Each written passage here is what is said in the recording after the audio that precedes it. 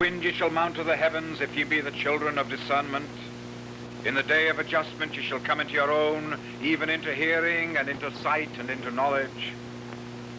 But as for the stubborn, and the deaf, and the blind, the wind of destruction shall carry them away. Thus have I spoken, I, the brother 12.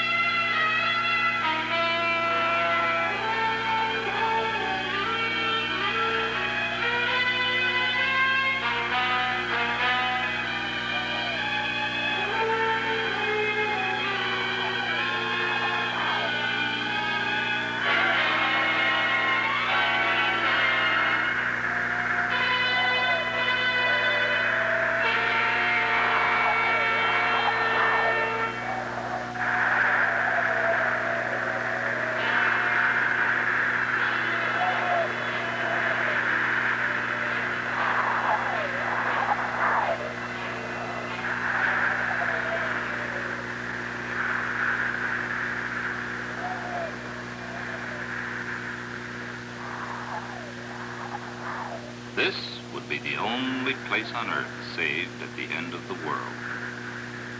XII Island in Canada's Georgia Strait.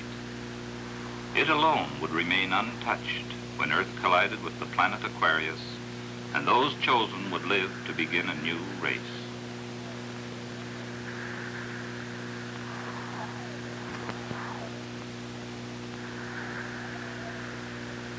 The spirit of man has changed little since the early dawn of history. While men in the air soar to the reaches of space, men and women on the ground make their way to seances, temples of numerology, and over 1,000 recorded religions. They are afraid to break mirrors and walk on their ladders. They read their horoscopes in the morning papers and buy Ouija boards by the hundreds.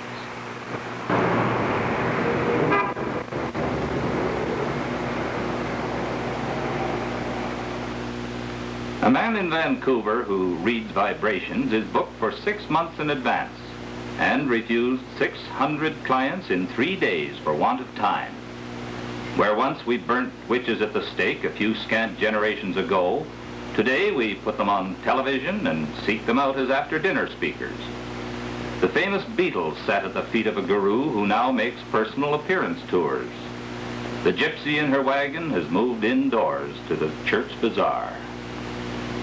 We today, then, can't deride that group which in 1927 endured poverty, exploitation, bondage, torture, and the unspeakable vulgarities of a self-proclaimed Messiah. A Messiah who plundered the ripe orchards of faith and brought a diabolical new religion of black magic. One who promised all, took all, and gave nothing. Edward Arthur Wilson. Lecher, cheat, mystic, savior, swindler, and perhaps even murderer. Who was he? What was he?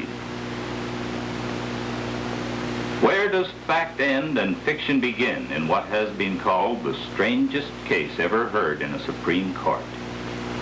That is the search for Brother 12. Your search for the truth would begin in spring, carry through the winter, and back into spring again, as if you were truly bound to the wheel of life which Brother 12 used to fascinate his disciples. Brother 12, Edward Arthur Wilson, born to an English apostolic missionary and a woman of India. In 1910, an insignificant clerk in the Dominion Express office in Victoria. He is remembered as obsessed by the occult, quiet, and forever reading.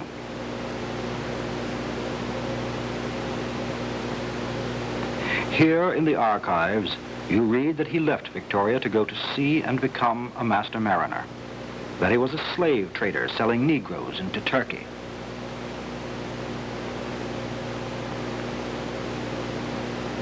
That in 1920 he disappeared in the Far East, where he baptized himself in the strange waters of mysticism. Here he conceived the basis for a tiny book that became a Bible to more than 8,000 paying disciples. The Three Truths.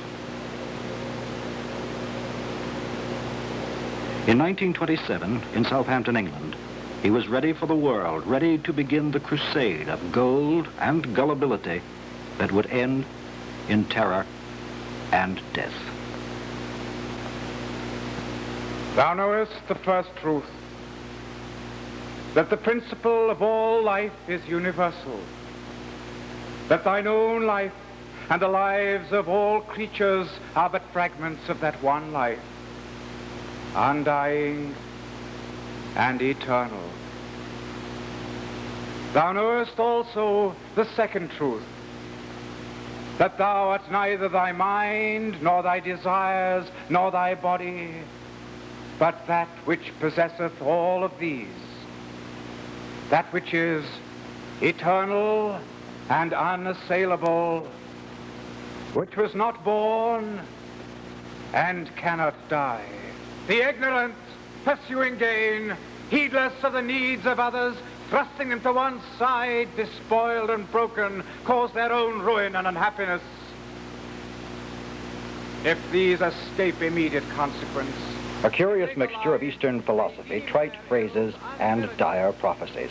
A pale copy of Isaiah, but appealing to the bias and prejudice in men, anti-Catholic, anti-Semitic, anti-government. Cecil Clark watched the result. I was in the British Columbia Provincial Police for 35 years. And I think that Arthur Wilson, or Brother 12 as he called himself, was the queerest character we ever ran into. I think it was in Genoa in Italy that he first got the idea of going into a trance and ascending on high, where he was a member of what he called the White Council. Now this White Council was made up of 11 of the great thinkers of all time: Jesus Christ, Buddha, Confucius, and of course when Wilson arrived, he was the 12th brother. Samadhi, the ability to go into a trance. Wilson had it and he used it. During these trances, his soul was presumably gone from his body to commune with the other brothers. With his followers gathered around him and ready for the coup de grace, he delivered the master stroke. The world will end.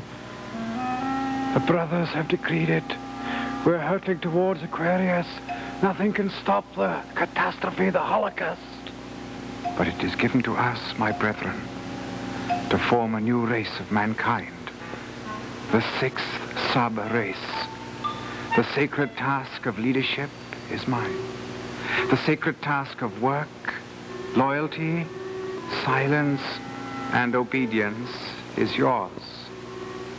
One place alone shall remain untouched, and it has been set aside for us.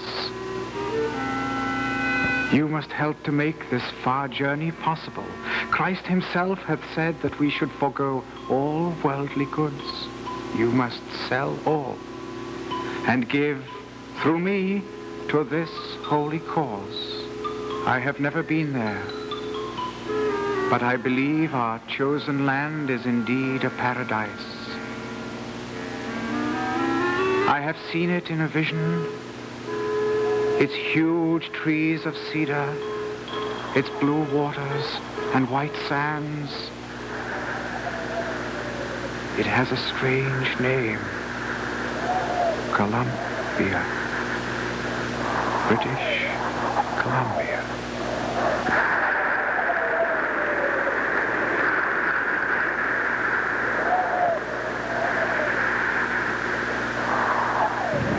These weren't uneducated people.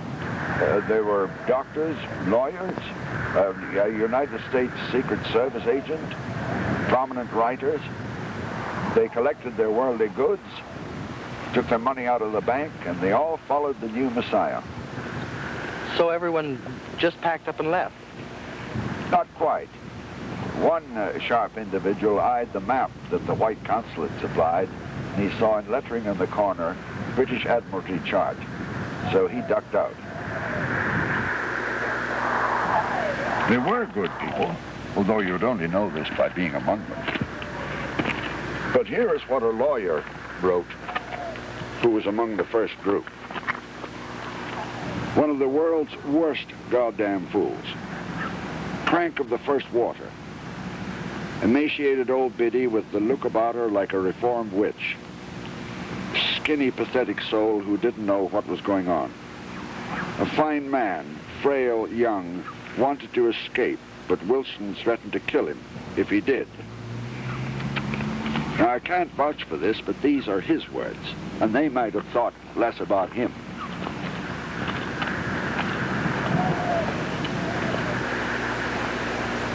These were the golden years.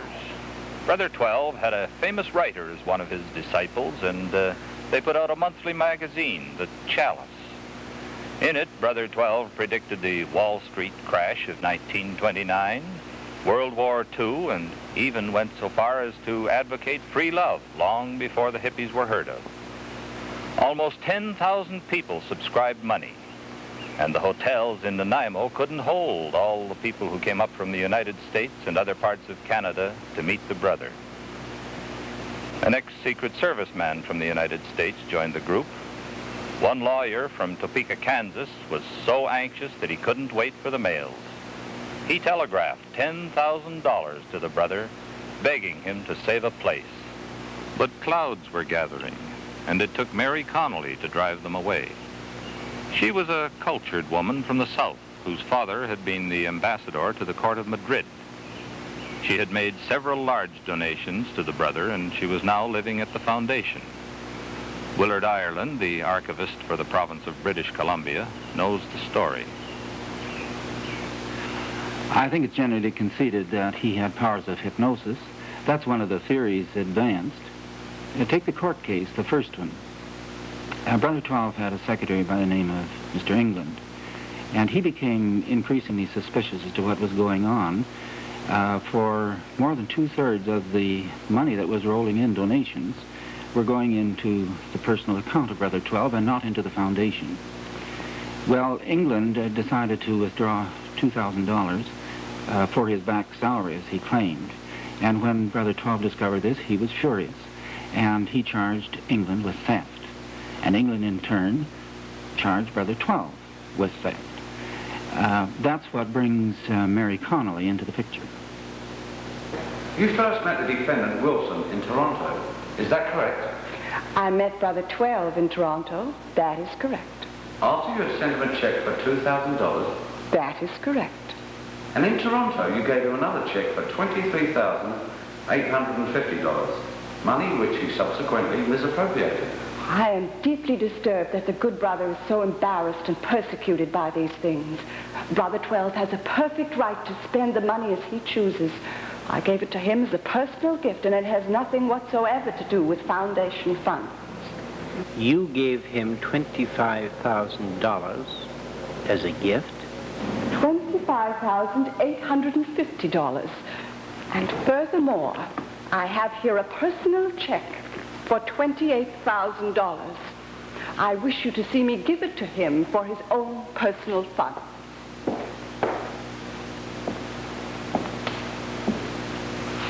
I don't want any more misunderstandings about my gift to Brother 12. Here is the check. It is yours to do with as you wish. There were even more bizarre elements to this first trial, elements which could have included mass hypnosis and certainly included mass hysteria. Victor B. Harrison, former mayor of Nanaimo, and the barrister who ultimately was to break the strange cult, remembers the incident of 35 years ago. He had some papers in his hand when all of a sudden he collapsed, started to shake, and he collapsed on the floor and lay there as if he had been knocked out. And a moment or two later, 3 or 4 people sitting on the low bench which he had occupied collapsed. Some right on the bench, and 2, I think, went over the edge of the bench and onto the floor. So there were 3 people were down with some sort of mental trouble or dizziness or hypnotism or whatever you might want to call it. And as I turned to alter my position for a moment, the magistrate was mumbling something rather forcibly, sort of growling. As far as I could hear, he said, the court's adjourned to sine die. Now, there was something that Brother 12 must have done to cause those people to collapse in the court. I don't know whether it's hypnotism or mesmerism or what you would call it, I'm sure. The search intensifies, and winter brings you to Boat Harbor, where Ken Kendall, the pirate, quite happily fires his cannon at boats which dare too closely to his shores. But it would be spring again before you had earned his confidence. You know, it was after the court case. Judge had dismissed it. Brother 12 spoke up and he said that he had a bunch of snakes in the grass. And he was going to weed them out. He'd already bought the Corsi Island, so he moved a whole bunch of them over there. And they cultivated a large field there, beautiful ground it was too, and made them raise their own grub, build their own buildings, and he had a little bit of a shack himself down on the far end of the island. And it wasn't a shack, it was quite a nice little house he had. I remember the remains of it. Gone long since. But apparently he made them work absolutely fierce. And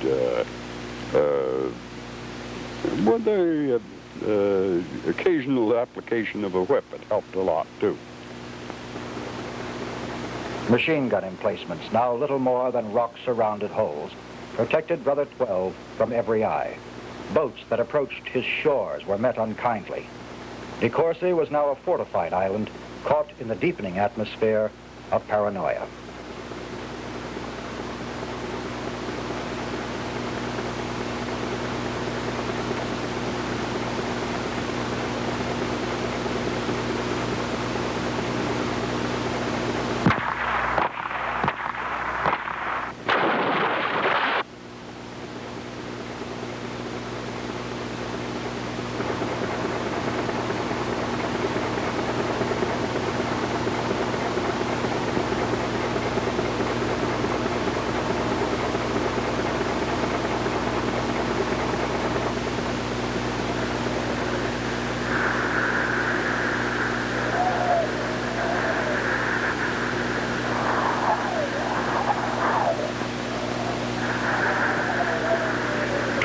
greed grew and his conquests became even more amazing.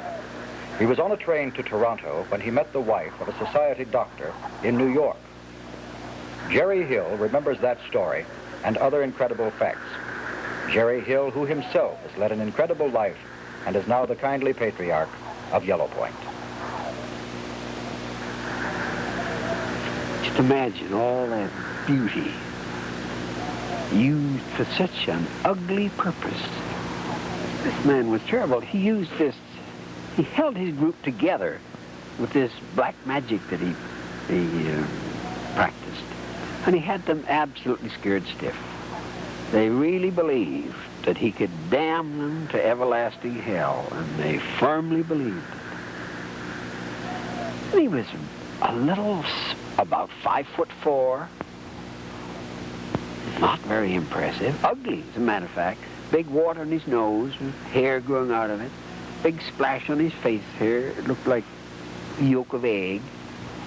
And what's more, he smelled like a billy goat. And yet, he attracted the women. He seemed to have two main items in his life. One was gold, and the other was women. And another strange thing, he could take these women and separate from their husbands, separate them, put the husbands to work out in the fields here, and the wives, the good-looking ones, would be working in his house, in his domestics, or whatever you like to say. And number 2 rule then, there was no sex or intercourse on the island, only Brother 12. He was the intercourser, if there is such a word.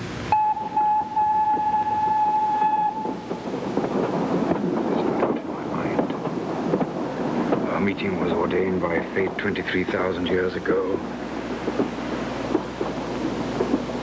I wore the double crown of Egypt in that incarnation, that of the god Osiris, and you were Isis, my queen. And now the gods have brought us together again in fulfillment of that prophecy. We shall have a son. It'll be the god Horus, the new Messiah, the second Christ.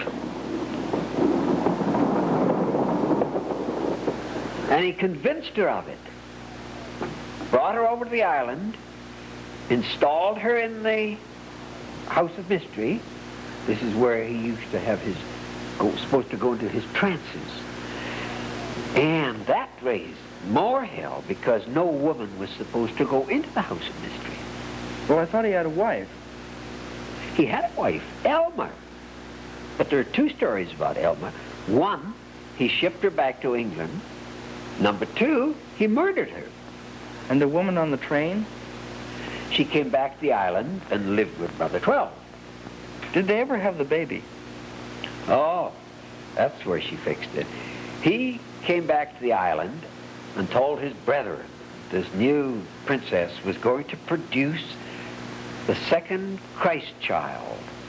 Now they had ceremonies and sang hymns and songs, and they built her a special house. And this was Isis. And what do you suppose Isis did?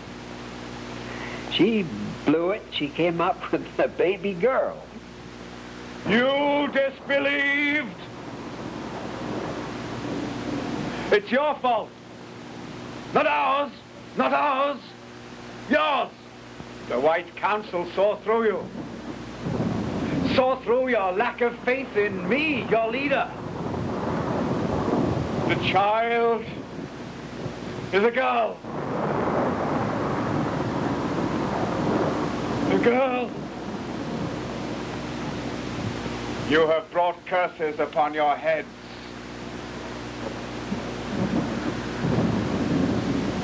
They should be punished. Punished. No one knows what happened to the child, but the woman, his Isis, went insane. She was committed to an institution and never left it alive. But still another woman was to enter his life, the notorious Madame Z. Sadistic and without a conscience, she became his paramour and his partner. You know, it was sometime after that Brother 12 got word of a man down in southern states who was in the poultry business, apparently very wealthy. And so he sent for the man, and having a mutual interest in black magic, the man came up, he brought his wife, and he brought another woman with him. This woman was a holy terror, and matter of fact, the only way you could describe her, she was a proper bitch.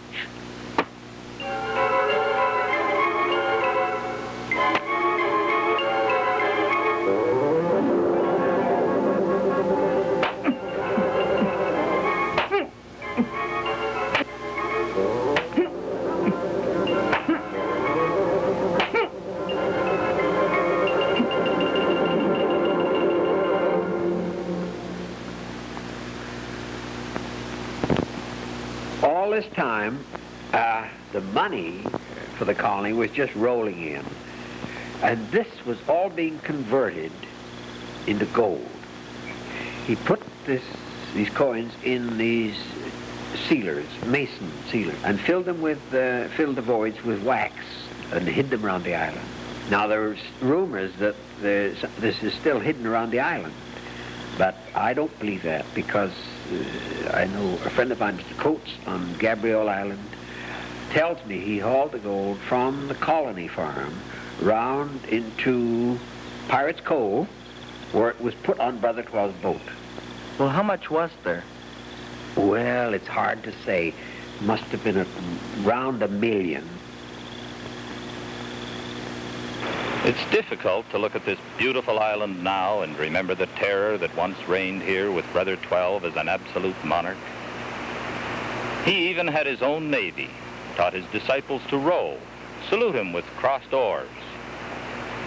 His pride was a beautiful Brixton trawler that a wealthy woman in England had bought for him, and which he and Madame Z had sailed from England to Canada. It was quite a feat of navigation when you consider the rocks around these islands and the difficulty of getting into the bay at night. Anyway, he dismissed the English crew at Panama, and he shipped a couple of Sandbla Indians.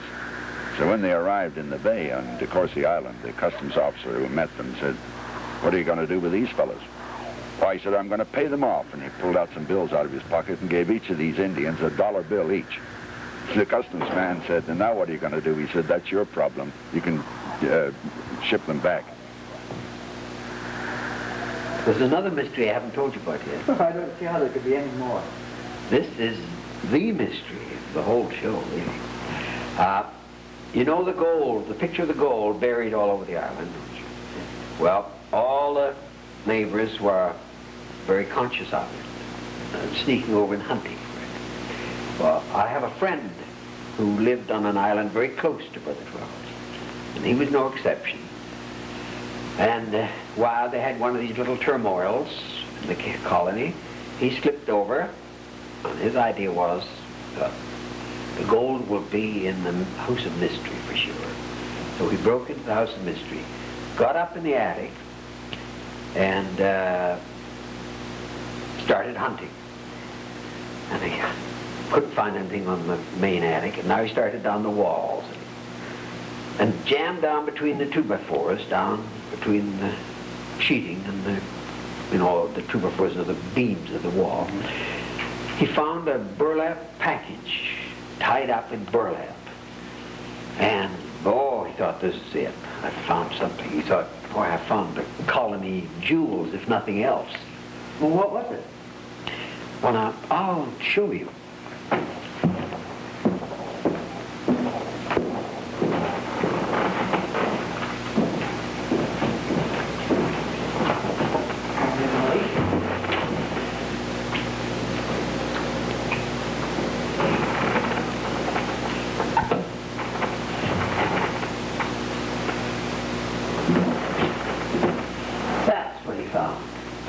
What is it?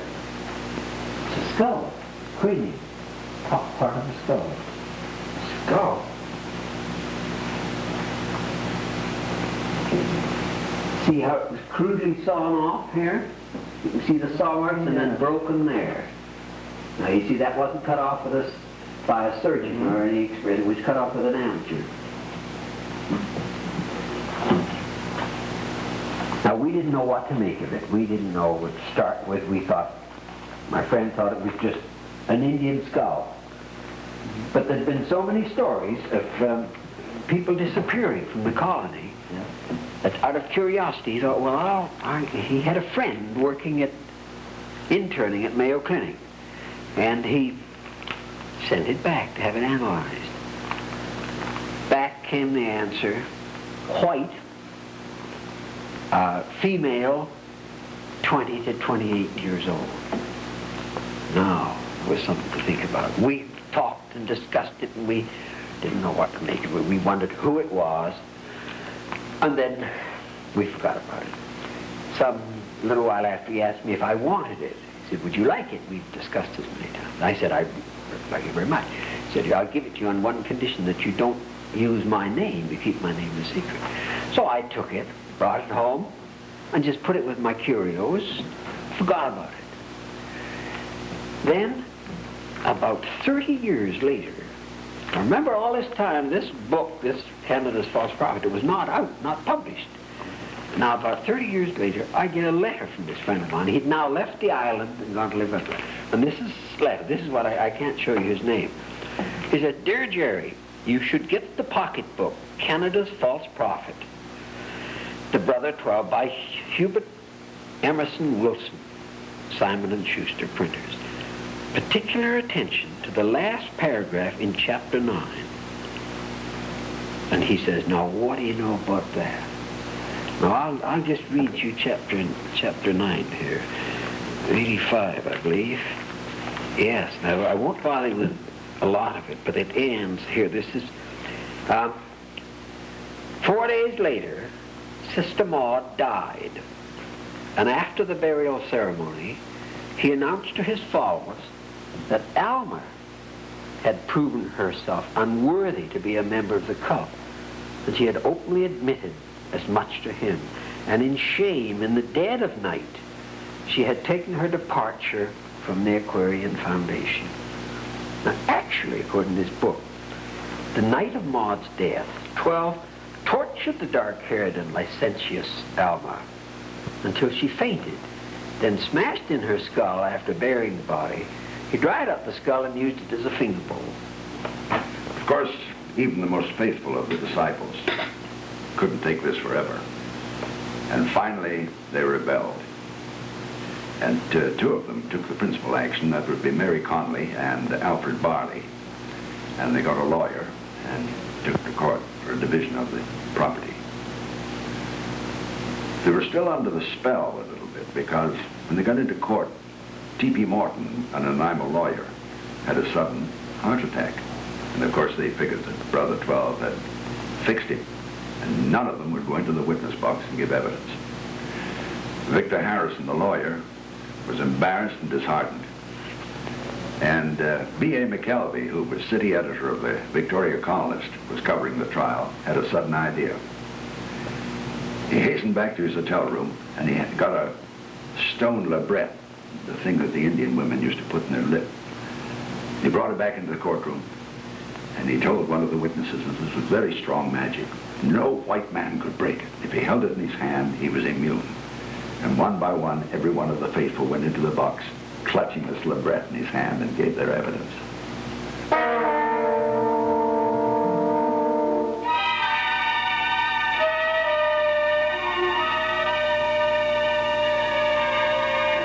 The whole island, as I can look back through it all now, the whole scheme was to drive you in intense fear and confusion, so that you'd be glad to get away and leave your money behind, regardless of the cost.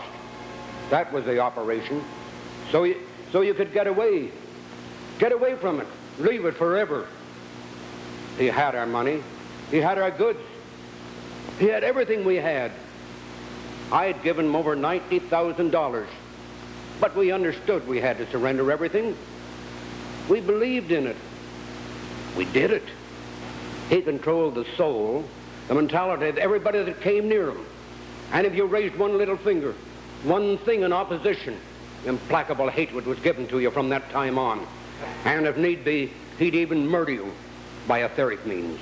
Witness, have you any example that you can give of his trying to murder people by that process? I certainly have. Did you name the person? I can mention plenty of names. I had a letter from him while he was in England, telling me to go to work immediately on Mr. Pooley, the Attorney General of British Columbia. In what way? To sever his etheric body from the physical, that he might die. Any other person? E.A. Lucas, an attorney in British Columbia, Vancouver, and Mr. Hinchcliffe. I don't know what position Mr. Hinchcliffe holds in the government of Victoria, but in his letter, the brother said that he had opposed him in his request on the marriage relationship, and he was bitter about it, and he said that it was needful that Hinchcliffe should be removed. Would it be reasonable to construe it as a physical force against these people? Not physical force. He didn't use that word. If I were to pick up that letter and read it, would it be a fantastic construction for me to say that I was to go out and kill a person? Do you have that letter? No, sir. Brother 12 made me give it back to him. Witness, you cannot recall the substance, can you? Or any of the phrases? No, not particularly, but I knew what he wanted. In arcanum work, I found that all his black magic, as we say in occult terms, was of a most devilish kind. Now, I've heard people say they don't believe in these things, but if one will have a little intelligence and dig deeply, you'll find that much wickedness has been committed this way. Were you present at any of this? Yes. You have an arcanum when there are 3 in the operation. Brother 12 would be in one position, Madam Z in another, and myself in the third. Certain statements are made to invoke powers, invisible, of course, your lordship. Then Wilson would pronounce the curses. What did he say? Well, he would stand the man up there in imagination, someone he hated, and then he would curse and damn that spirit, and then going this way with his hand, and then this way, severing the etheric, that is the finer body, from the physical. Then the organism would become depleted and die.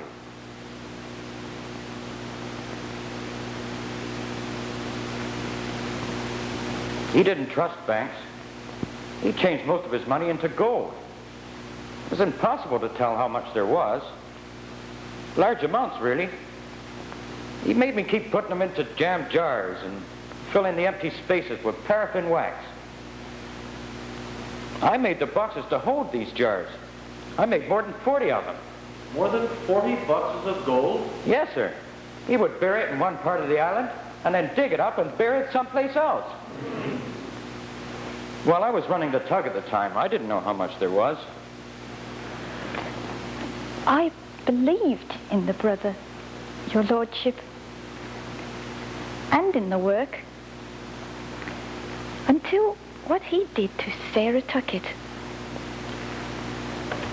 She was a school teacher for many, many years in the eastern United States. And she gave him all her savings, even her pension money.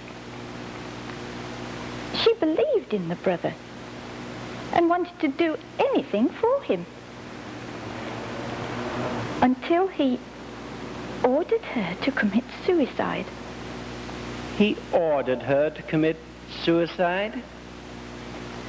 Well, she was old and couldn't work any longer. We found out later it was because he didn't want to be bothered with her anymore.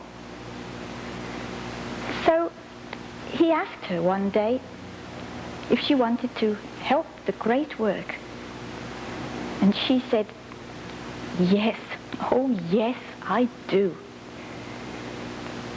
So he told her a boy would come and fetch her and take her out in a boat, and that he'd row her up and down in the lagoon.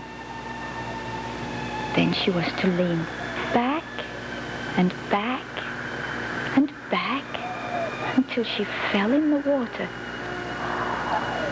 She told him she'd drown, but he said that didn't matter. Her spirit would go beyond the clouds and look into paradise. And she would come back to tell all the brothers what she had seen.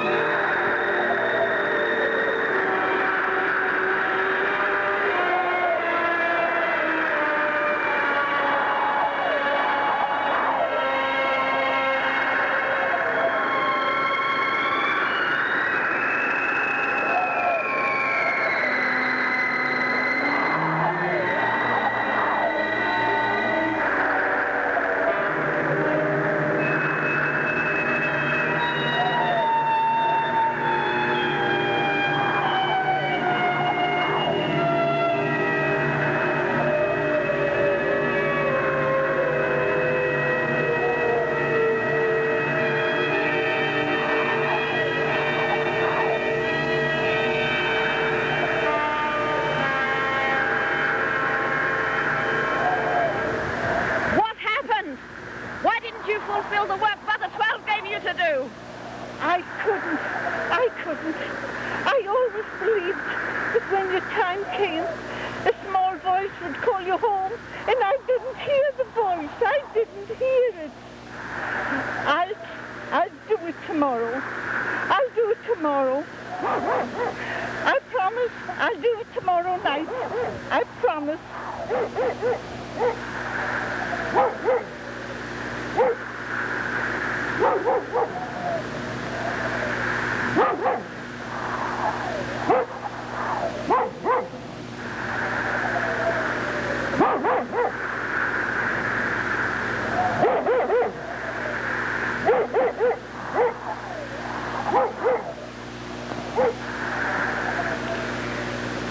I didn't want children to be raised in this jazz atmosphere. Brother promised that. And you gave him more than $50,000. Yes. And how did he repay you? Well, it could have been because I ran out of money. I don't know. Anyway, about 6 o'clock in the evening, a group of aquariums came to my place. They said they had instructions to take me to Valdez at once. I only had time to pack a few things, and they took me to Valdez Island and dumped me on the beach.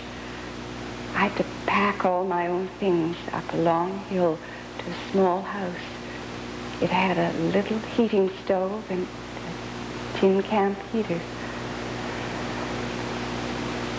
I had never done any manual labor in my life before, but they compelled me to work hard packing heavy loads up from the beach. They put a guard over me and instructed her to make me work and to do nothing for me. Then they moved me again, this time to a hut with a hole in the roof and cracks in the walls. Here I slept on a straw mattress. They made me disc and harrow and cultivate a 3-acre field in my bare feet. It was terrible watching her lifting all those heavy loads. My heart cried out for her, and I gladly would have helped her if I could. Why couldn't you? Because I was afraid. Z told me if I did, I would lose my own soul. Z whipped some of us terribly. It was slavery, your lordship. Slavery as the price of saving our own souls. What else could I do? And this is all that's left. The last remnants of what was to be the new civilization. slavery as the price of one's immortal soul. Judgment was rendered in favor of the gentle lady from the south, and the colony disappeared. But Mary Connolly was to die penniless. Brother 12 and his companion, Madame Z, dynamited the beautiful trawler, removed the gold, and disappeared on an ocean-going tug, the Cunupin. Years later, an item appeared in the London Times that declared Edward Arthur Wilson, alias Emile de Valdez, alias Brother 12, to be dead in Neuchâtel, Switzerland. What happened to the fortune, or to Madame Z, remains locked forever behind the lips of time. The Rasputin of Canada was no more.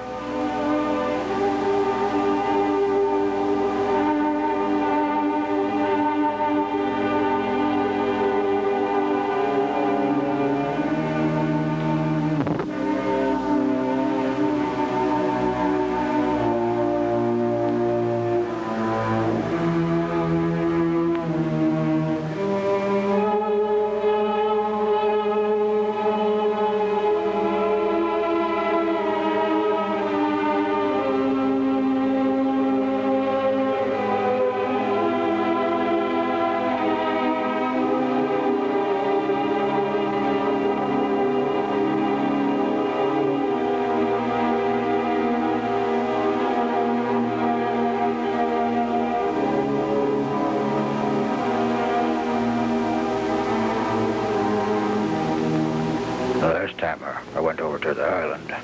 Mary was still there. And she said she was going back to the States because she was pretty old by that time. And I asked her, I said, well, now that everything's over and the colony's all gone, Mary, how do you feel about it? She said to me, oh, if the old brother just come back, I'd give it to him all over again. He could have it, the islands and the money and everything else. If just the old brother just come back.